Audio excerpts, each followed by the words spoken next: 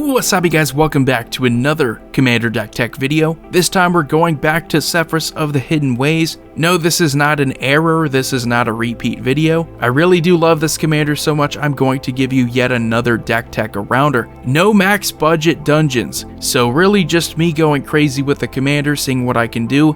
This is not a competitive deck, but it is a pricey one. So my previous one was a super budget build, only around $35. This one at the very bottom, as you can see, the price there is $3,100. So that is nearly 100 times the cost of the previous deck I showed you. And going over it, I think you'll notice that this deck is going to take advantage of Sefris in more of an optimized way. Mana efficiency, costs, just, the power of what you're spending your mana on. So, Sefris, again, if you don't know what Sefris does, all about venturing into the dungeon. Whenever one or more creature cards are put into your graveyard from anywhere, doesn't matter how, you get to venture into the dungeon. And as a reminder, those three dungeons are Dungeon of the Mad Mage, Lost Mine of Phandelver, and Tomb of Annihilation. All of those dungeons have their usefulness, whether you want to play more resource denial with Tomb of Annihilation, or if you want to get some quick value in Lost Mine of Phandelver, or if you really want to go for some of the best benefits, Dungeon of the Mad Mage is probably your best bet. But I have, with my own specific deck here, I split it up into different categories.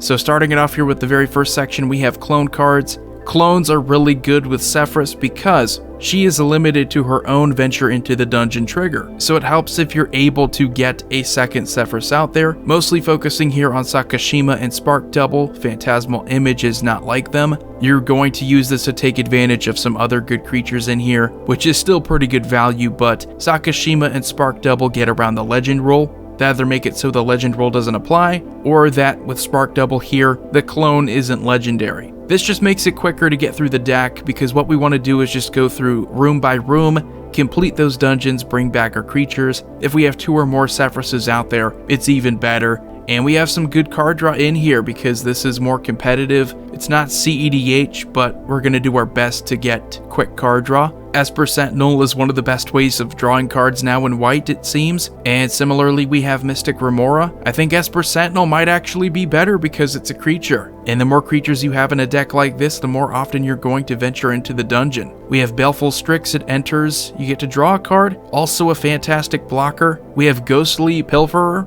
I think definitely an above average way of drawing cards, especially if you want to make your deck a little bit more optimized. It sits on the field whenever an opponent casts their commander, you get to draw a card, or just casting spells from places outside of their hand. We have Champion of Wits, like Baleful Strix. I'm just leaving it in from the precon. It's a very good creature for 3 mana, you draw 2, discard 2. And then we have Frantic Search, instant speed, you draw 2, discard 2, untap up to 3 lands. Windfall, pretty good way of discarding and triggering our Sefris, but overall a pretty good way of drawing a bunch of cards quickly. We have Muldrifter, really in here to evoke, so that we get to trigger our Sefris in addition to drawing those 2 cards. And then we have Jin-Gitaxias to round out the card draw in here. I thought about playing all of the Praetors in here, but I settled for only 2, and Jin-Gitaxias needed to be one of them. And then we have our dungeon cards in here. I real quickly had to switch the tags on this. Triumphant Adventurer and Wanty Malison. Both of these, they're just meant to attack and get you a venture into the dungeon trigger. Nidara is similar to that, but has the benefit of when it enters the battlefield, you also get to venture into the dungeon. And then I left in Midnight Pathlighter and Radiant Solar because these two I think are above average, really good. Especially Radiant Solar, if you're able to constantly get another creature into play, you can keep going through the dungeon, you can keep triggering Sefris. Completed dungeon, you get to bring back a creature, which will also let you venture into a dungeon. And then we have 2 insurance creatures in here. It's not a big category, but I think if you want to make the deck a bit more optimized, you want to make it so that your opponents can't really stop you on your turn. So we have Grand Abolisher here, so during our turn, our opponents can't do anything. They can't cast spells or activate abilities of artifacts, creatures, or enchantments. Glenelendra Archmage, pay a blue, sacrifice her, she has Persist, so that she comes back with a -1/-1 counter. Got our lands here. As you would expect, this is probably the main reason why this deck is over $3,000. Could just as easily cut out the dual lands here and it will definitely drop.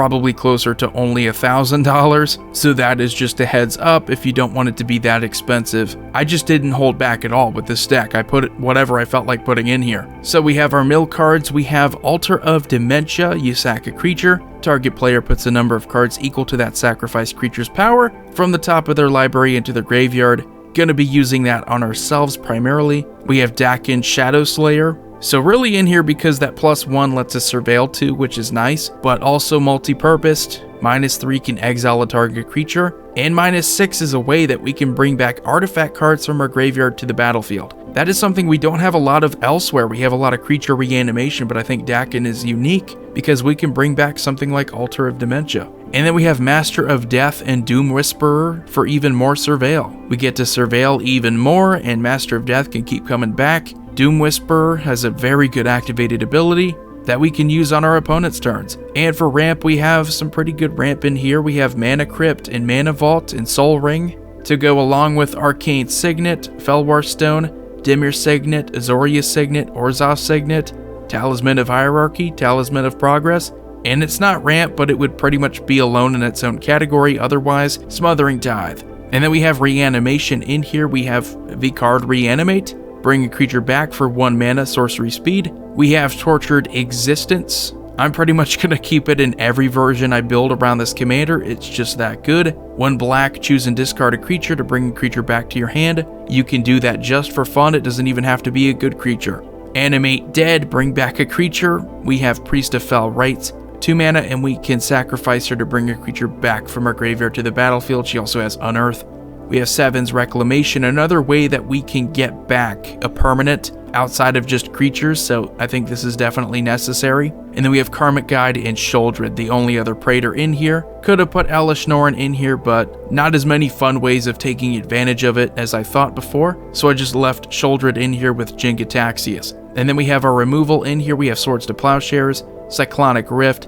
Dathi Voidwalker is kind of just in here for fun, just because it's a very good black card that a lot of commander decks are playing for a very good reason. Kind of stops your opponent's death triggers from happening. So if you can leave it out there, it's technically like removal, so you're getting rid of them permanently. Very cool card. We have Despark, we have Drown in the Loch.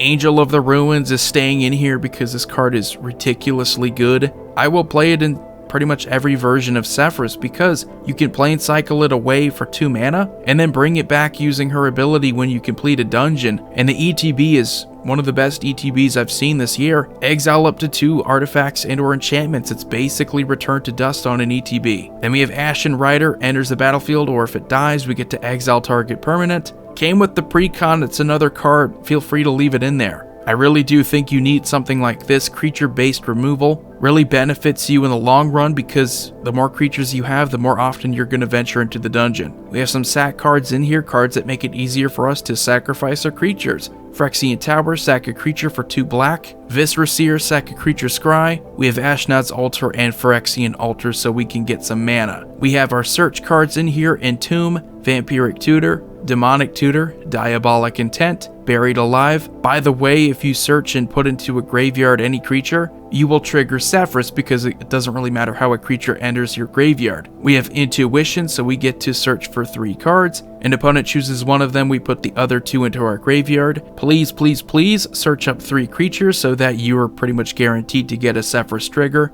We have Opposition Agent just to steal our opponent's searches. And we have Razaketh the Foul-Blooded. And then we have our win cons in here, and that's going to finish up the deck. We have Thassa's Oracle, kind of to go along with the other win con in here. We have Acererak the Archlich and Rooftop Storm. So those 2 combo pretty easily, and how the combo works is that every time Acererak enters, if you haven't completed the Tomb of Annihilation, you return it back to your hand. However, Wizards of the Coast, they didn't really think this through. So you can just go through the same exact dungeon over and over again. It doesn't have to be a different one. So you could just keep going through the Dungeon of the Mad Mage and get all that value, deck yourself out, and then play something like a Thassa's Oracle and win. If you have a Rooftop Storm, it makes it so that your zombies cost 0 to play. So he keeps bouncing himself back to your hand, you get to keep playing him for free.